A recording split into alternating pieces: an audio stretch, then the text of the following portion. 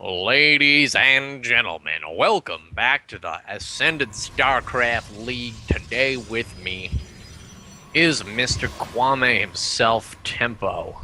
It's a pleasure to be here. How you doing there, Andrew? Doing all right, man. We're in another game.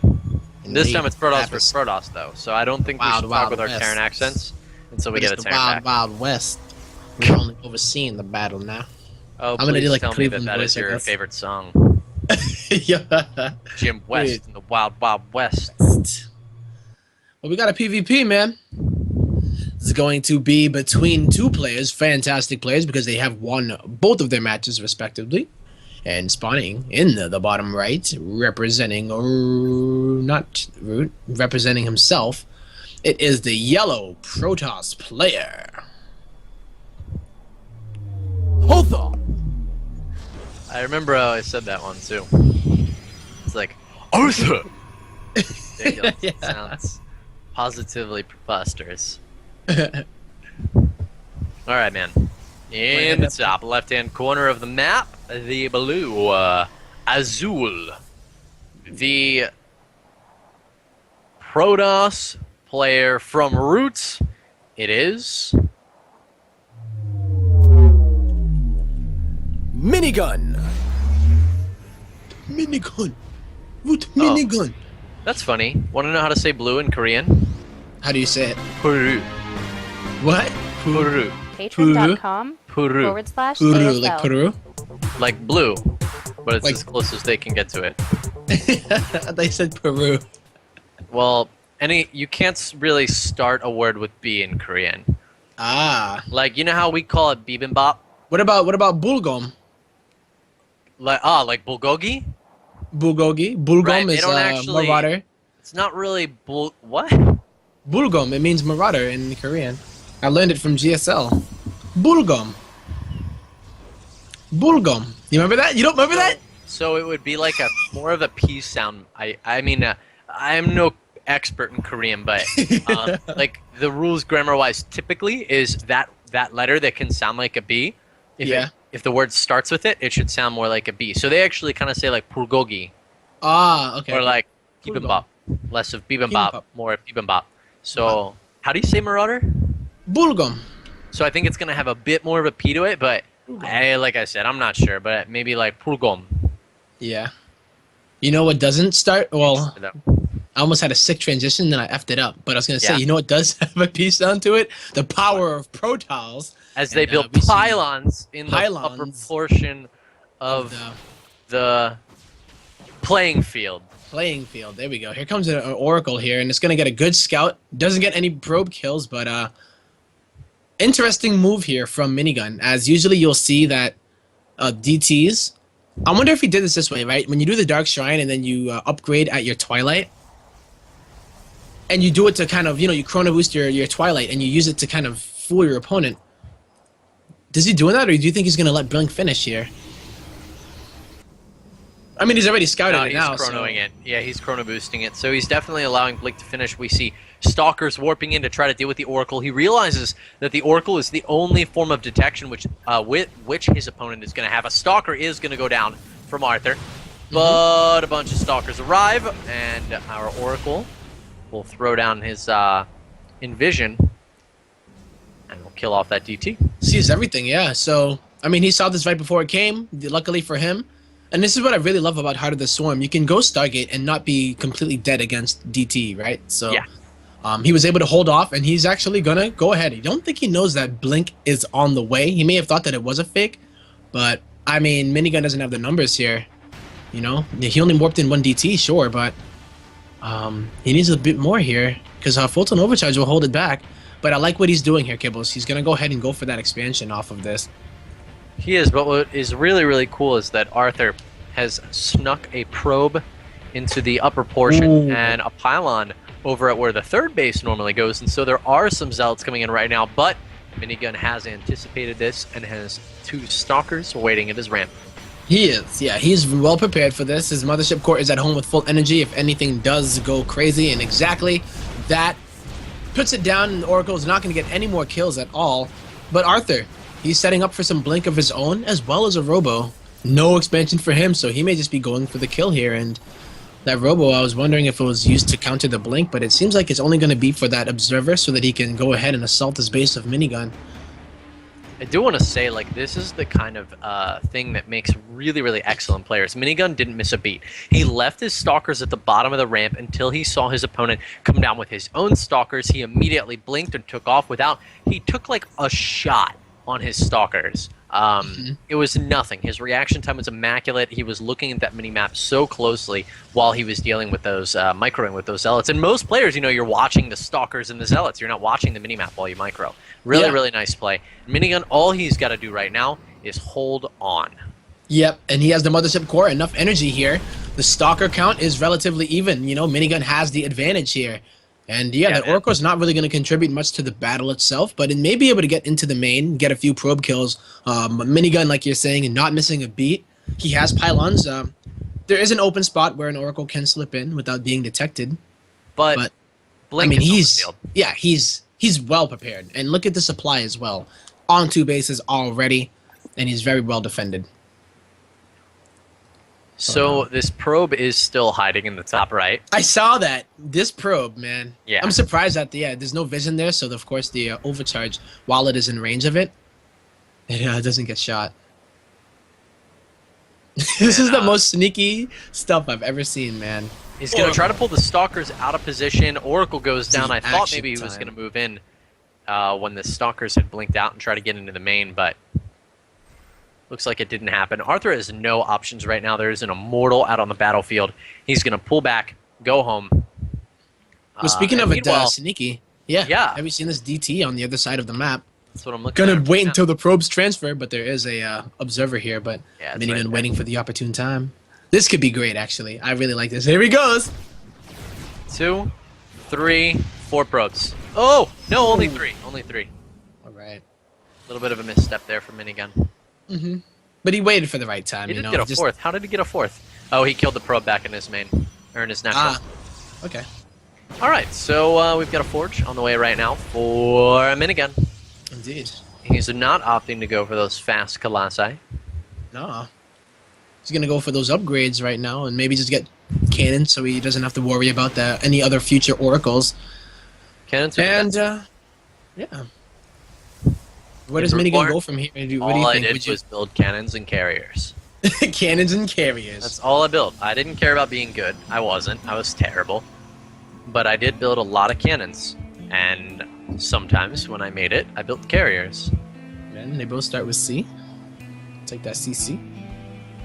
CC first, Protoss style, you know?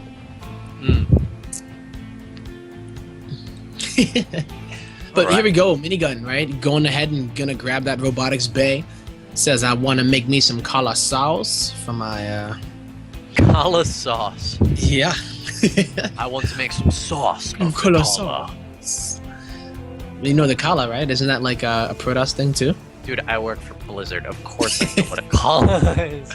I didn't ask. No, I was asking you. I said, "Isn't it a thing?" I didn't say, "Do you know?"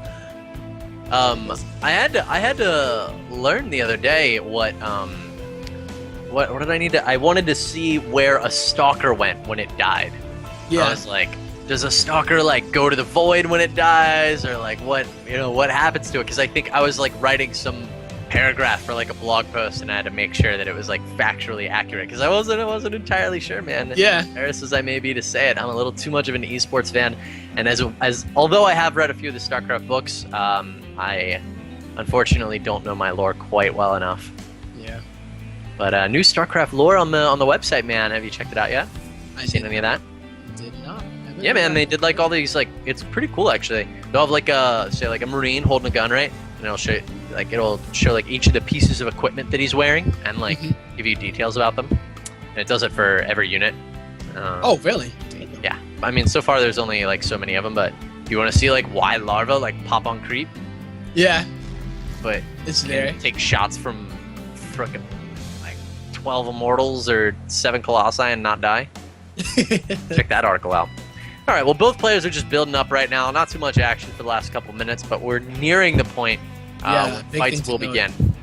a big thing to note here is that it looks like Arthur is going in for this really big, strong two-base attack, while Minigun does want to go for that third base. And I mean, what do you think here? You know, Arthur has the army advantage. If you even look at the army composition of both, they're pretty equal on Immortals. Of course, the Stalker count is a bit lower there for Arthur, but he does make up for that with his Archons. But then there's 2 Colossi on the map as well, Right. so...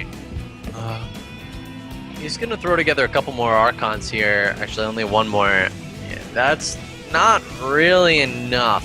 Not when you open with Blink Stalker. I think if he had like lots and lots of charge lots and was going for a huge surround, if he can pick off one of these, look at these Colossi, though, totally out in the middle. If he picks these off with the Blink Stalkers, totally different fight. No splash damage. In fact, Minigun, oh, he gets up the ramp, and now it's a whole different story. He's much, much safer.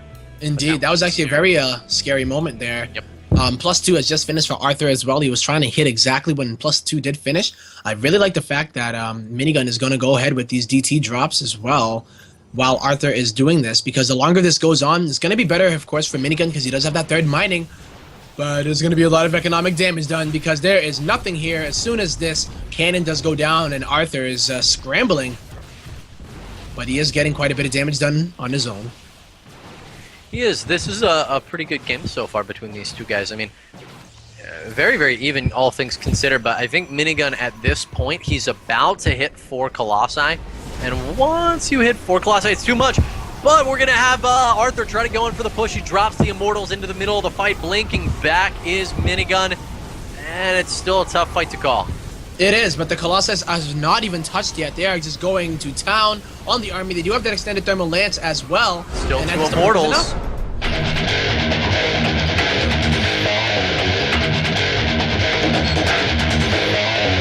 Hey, folks. So, we are back, and the map is going to be King Sejong Station. My name is Tempo, joined by Kibbles.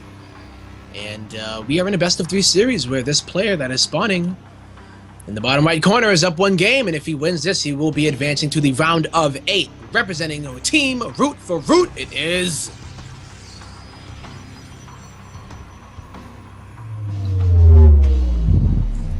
Minigun! And his opponent, in the top left-hand corner of the map, the yellow Protoss player. Hotha!